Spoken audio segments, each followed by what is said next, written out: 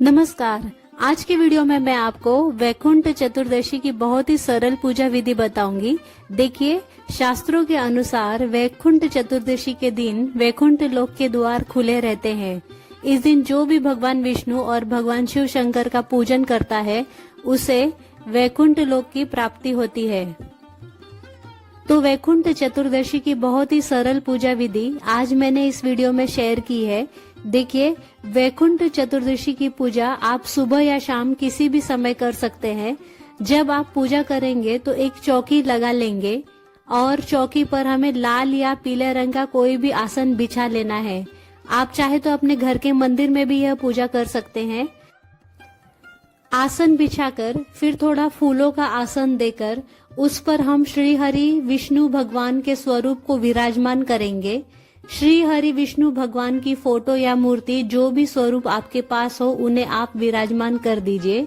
इसके साथ वैकुंठ चतुर्दशी के दिन भगवान विष्णु के साथ साथ भगवान शिव शंकर का भी पूजन किया जाता है। हमने जो फोटो यहाँ पर लिया है उस फोटो में विष्णु भगवान जी के साथ साथ शिव परिवार भी है, तो हम विष्णु जी और शिव शंकर जी का यहीं पर पूजन कर लेंगे। फोटो में गणेश जी भी है तो हम गणेश जी का पूजन भी यहीं पर कर लेंगे। अगर आपकी फोटो में गणेश जी नहीं है तो अलग से गणेश जी की स्थापना कर लीजिए। इस तरह हमें चौकी लगा लेनी है। अब देखिए, वैकुंठ चतुर्दशी की पूजा बहुत ही बड़ी पूजा होती है, तो इसमें कलश स्थापना जरूर करनी चाहिए।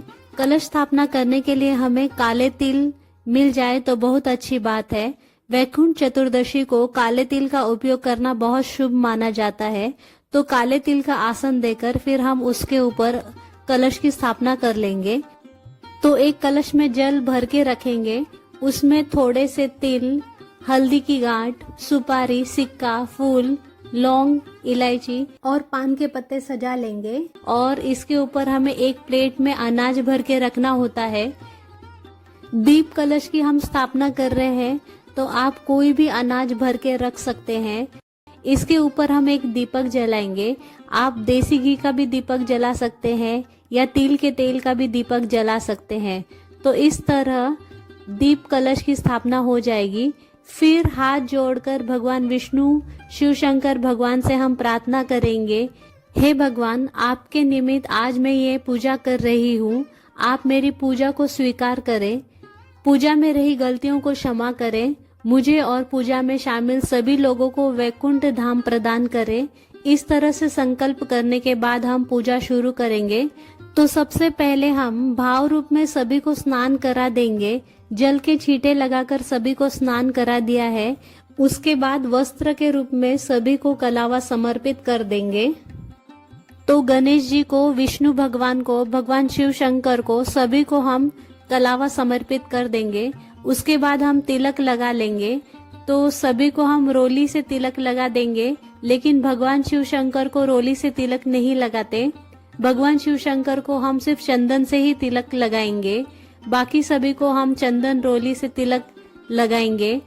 उसके बाद अक्षत यानी चावल समर्पित कर देंगे तिलक के ऊपर। इसके साथ ही अगर आपके पास जनेऊ है तो आप जनेऊ जरूर समर्पित कीजिएगा। जनेऊ नहीं है तो कोई बात नहीं, सिर्फ कलावा यानी मौली को भी समर्पित कर सकते हैं।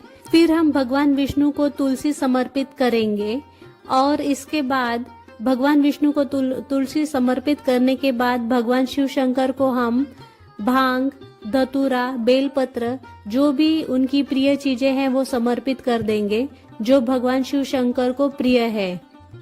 मैंने भगवान शिव शंकर को बेलपत्र समर्पित किया है। उसके बाद हम फूल समर्पित करेंगे। इसके साथ ही हम भोग समर्पित करेंगे। तो भोग में आप कोई भी ऋतु फल समर्पित कर सकते हैं, कोई भी मिठाई समर्पित कर सकते हैं। आप घर पर भी मिठाई बना सकते हैं, बाजार से भी ला सकते हैं। साथ ही हम जल जरूर समर्पित करेंगे।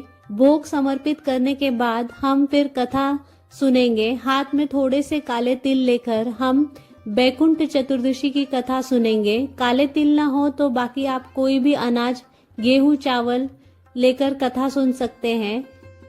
कथा सुनने के बाद जो तिल है हम वो भगवान शिव शंकर और भगवान विष्णु को समर्पित कर देंगे। उसके बाद जो तिल बच जाएंगे वो हम जल के लोटे में डाल देंगे।